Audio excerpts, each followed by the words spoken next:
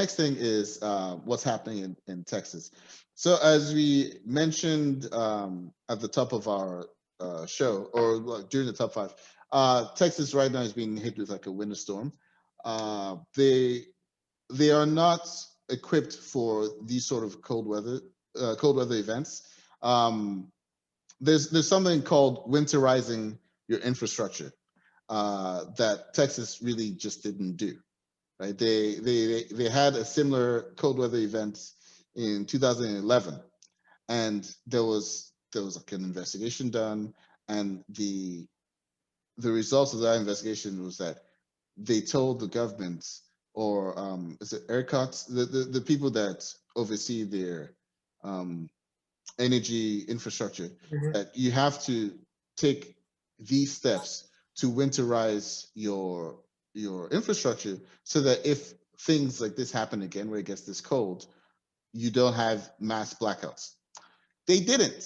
You know why they didn't? Because there's so much deregulation going on in Texas, right? Because that's the Republican mantra, right? Small Mhm. government, deregulate everything. So the problem with the deregulation is that one, Texas is decoupled from the rest of the country, right? Every other state, if I'm not mistaken, every other state is in a national grid. So if New York has a problem with their power because of some event or whatever, they can actually siphon off or borrow power from neighboring states. Texas can't do that. They're on their own. And also, because they didn't winterize this stuff, the natural gas pipelines and that stuff all just froze. Yeah. Um. So there's a funny photo. Not really funny. It's like tragically funny. Of Arkansas. I don't know if you saw this, where Arkansas and Texas are next to each other Okay. in certain areas, right? I I hope don't know. so. Wait. It's one of I'm the gonna it's lean on not you for Arkansas. that. It's a neighboring state. Okay. So let's just go with a neighboring state, right? Texas actually mocked them for getting winter items like tractor, like the winter sleds, the salt and all that stuff. They mocked them. There's a photo of that one state and Texas, like right next to each other, the roads. Texas, the entire road is white with nothing but sleet. The one next to it, which I swear is Arkansas, but I might be wrong. For all I know, Arkansas is way further north. That one is paved. Cars are driving. That one's paved. And that shows you in a nutshell the problem with Texas. The problem with Texas is one of those states that thinks they're too big to fail. Yeah. And not only that, but they're not like California, where California's a big state, but they bring in a lot more in the economy than they take out. Well, I mean, speaking of California, when California was hit with their own blackouts, I want to say this is last year, maybe. Cruz, Crenshaw, Abbott, Patrick, the lieutenant governor, all of them tweeted. Each one of them tweeted unprompted about how this is what happens in a democratically run state. They can't even keep their lights on. They were so quick to do that, right? Yeah. And Cruz was asked about that this week. It was like, I don't have a defense for that. But they're always so quick to make things political, right? So actually, that should lead to one of the quotes, the Green New Deal one, if you want to. Yeah. So Greg Abbott was, this shows how the Green New Deal would be a deadly deal for the United States of America. Our wind and our solar power got shut down, and they were collectively more than 10% of our power grid, a whole 10%. And that thrust Texas into a situation where it was lacking power on a statewide basis. It just shows that fossil fuel is necessary. We're gonna do a follow-up quote by the person that he was basically attacking. Targeting. AOC. Yeah. I go offline a few days and return to a GOP governor blaming policies he hasn't even implemented for his own failures. Governor Abbott doesn't seem to have a grasp on his state. So here's a reminder. Texas runs 80 to 90% on fossil fuels. The real deadly deal is his failed leadership. I mean, I don't get how your people are dying in their homes because of extreme cold weather. Your people are trying to stay in their cars to get heat from their cars. Kids are dying. And there's a 3-month-old that died. Yeah, he froze to death. and your first thought is, how can I make this political? How Yeah. can I turn this into something, some national political story about the Green New Deal? Like AOC said, a thing they're not even implementing in their state, but somehow it's the Green New Deal's fault. Yeah. So then, let me take it off of gallery view actually, because I'm gonna show some pictures while we're talking about this. Then, as you're gonna see in the pictures, I started seeing all these pictures of what it looks like in Antarctica. Was it Antarctica? Yeah.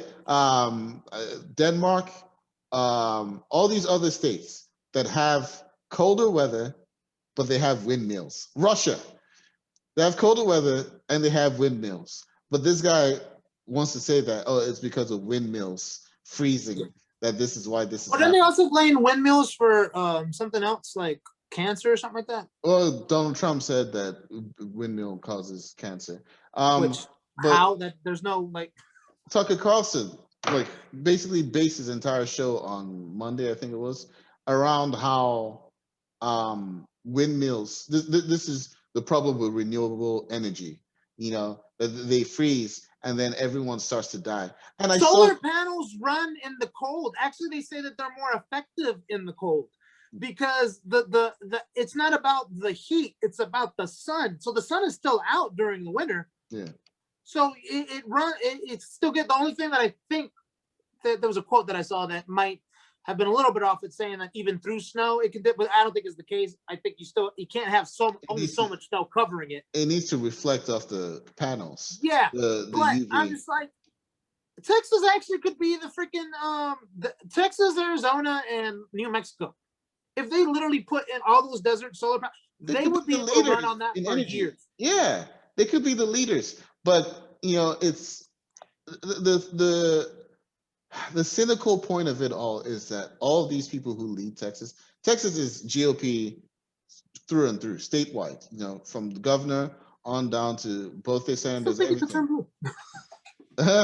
Yeah, but statewide it's GOP, and the biggest contributors to GOP politics in Texas are the oil and gas industry. It's as simple as that. And you can't have your governor backing renewable energy when that means the potential death of the oil and gas industry, you know, because that's what they're thinking. So let's go and in bad faith go and say all these bad things about, you know. Have you ever seen an oil rig area or whatever they're called, where they take out oil?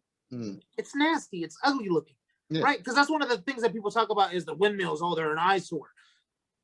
They're not actually. They're actually pretty cool if you look at them. But you could literally turn every oil companies could turn every oil field that they wanted to into actual solar power and just, you know, and then just go and transfer from that to that. Money off of that. Make the money off of that. Yeah. But there's this whole idea of just like you have to stick with fossil fuels, and I'm just like, yo. I mean, it's the same thing with in like West Virginia about sticking with coal. You know, like you got to make coal instead. So anyway, so a lot of people, there are people who've been talking about this conservative media talking points where, you know, they're saying that this is caused by renewables and all that stuff. But then there've been other people who, you know, are actually blaming the politicians and the leaders and saying that, hey, provide us with, you know, with heat and all that stuff. Which leads to the second quote, which is by Tim Boyd.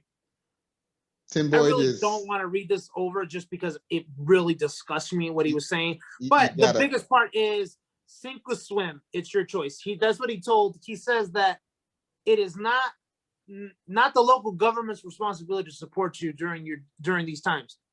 The dude is literally the mayor of a city. You are the local government. Colorado City, Texas. Yeah. Colorado City, Texas is the name of the city. It's just and I'm just like, yo, you are the local government, and you actually don't think that is your responsibility to help the people? Yeah. He resigned, by the way.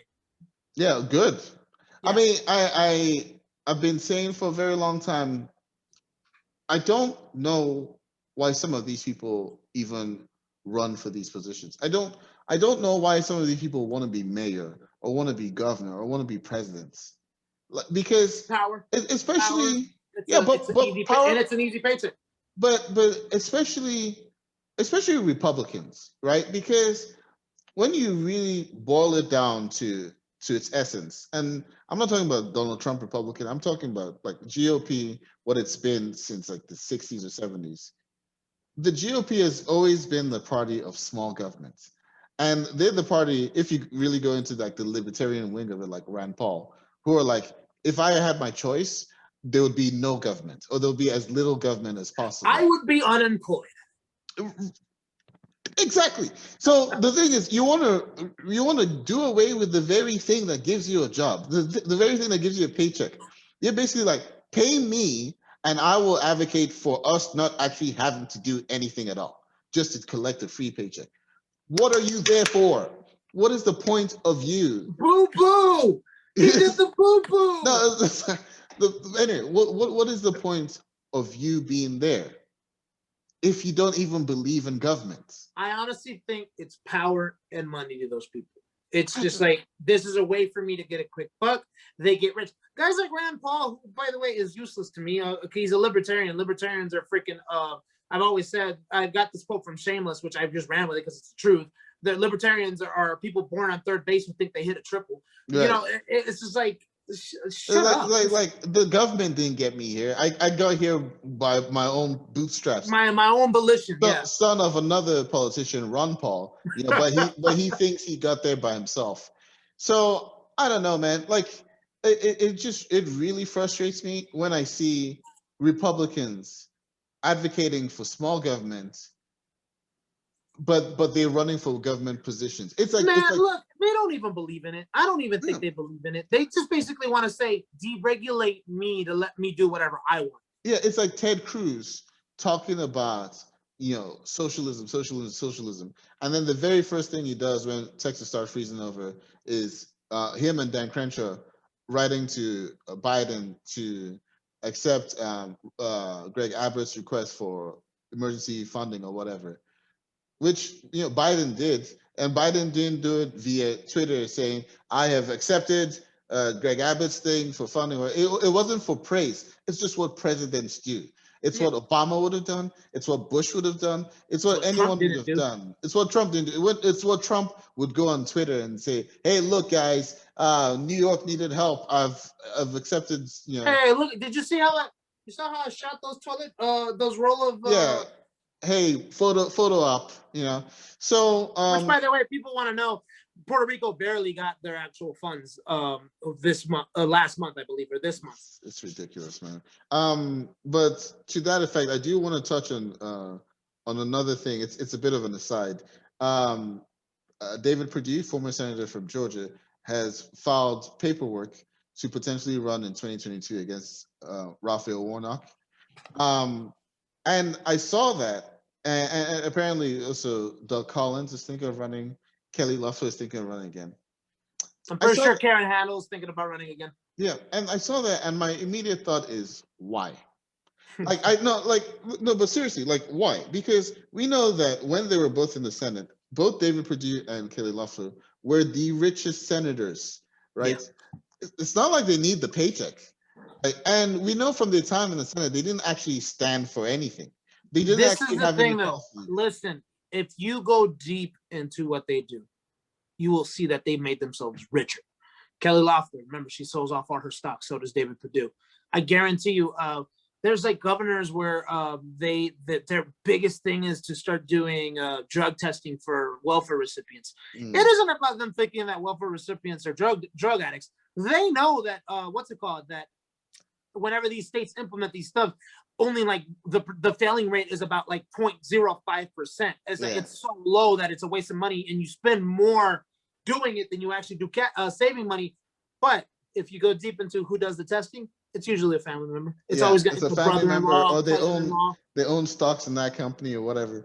Exactly. That's just the thing is what it is, man. It's to them, it's the corruption. And when you think about it, though, like if Kelly Loeffler didn't sell those stocks from the COVID here and all that stuff, she would still be worth like $80 million. That's the thing. It's not like 800, right? Yeah, 800 million. Sorry, bro, she's almost a billionaire. Yeah, it's not like this. Her selling those stocks was the difference between her being in squalor and her being rich. She would still be rich. So I don't get it. I don't get The why they do hoarding. it. I really don't. I really Yeah. don't. So another quick aside.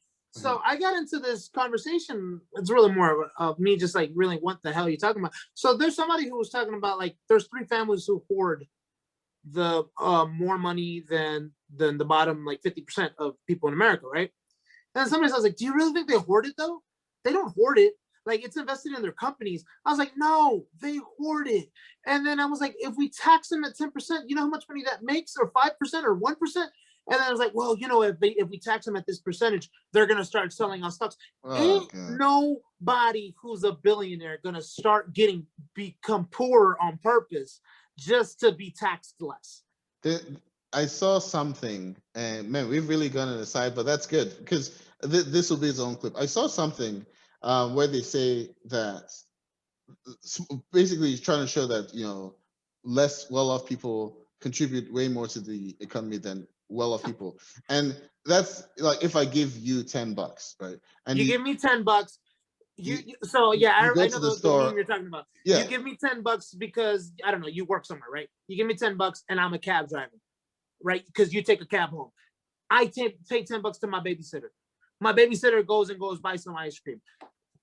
Those that's $10, all of us have $40. generated $40. They're not buying it. $40 They're not. to the economy. Whereas when you're up there, all you're doing is saving money to put it in the stock market, to invest more money, or to like accrue more money. But you're not. It's not flowing through the economy. And don't get me wrong, we know that there's we know that there's those families that like their kids have never worked a day in their life, like they just invest into a company all of a sudden, or you know what I mean? Like there are some that are like they're tycoons and then they train their kids to be tycoons and they do the business executive stuff, right? Mm-hmm. But they're living lavishly, like they really probably have never touched a dollar bill in their life. They're living lavishly. And they still have enough money to be able to continue to live lavishly, but that money's not being fed back into the economy the same way that you and I. Yeah. There was this one clip that I saw. It's from 7 years ago, and it was Obama doing a town hall, and Scaramucci was actually in the audience, and then he starts off his question saying like they know each other, they went to Harvard together, and then Obama's like, oh, you've done well for yourself, and then Scaramucci's like laughing because clearly it's the president saying that. So then Scaramucci's question was basically like, what do you say to, I'm here to represent Wall Street. What do you say to, the people who think that you've been pretty unfair to Wall Street and like harsh to Wall Street or whatever?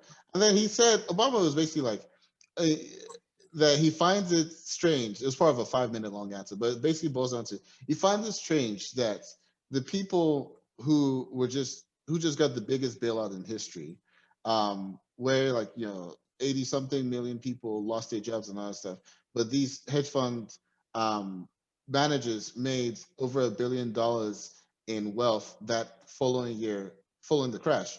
He finds it weird that they now complain because we're asking them to maybe pay the same, at least the same rate as the secretary does. Like we bailed you out with $1 billion, maybe give a little back. And that's the whole point of it. Like there's this entitlement that they're like, you shouldn't be threatening us, or you shouldn't be asking us to do more when your secretary does more than you do. Yeah. So anyway, sorry. Hopefully that quote can come back to the Democrats and say, look, we need to get this COVID bill because we're gonna we bail out Wall Street, we bail out big banks all the time. Yeah. They're not giving it back. They're not feeling grateful about it. They want to know, like, give me more. Yeah. So anyways,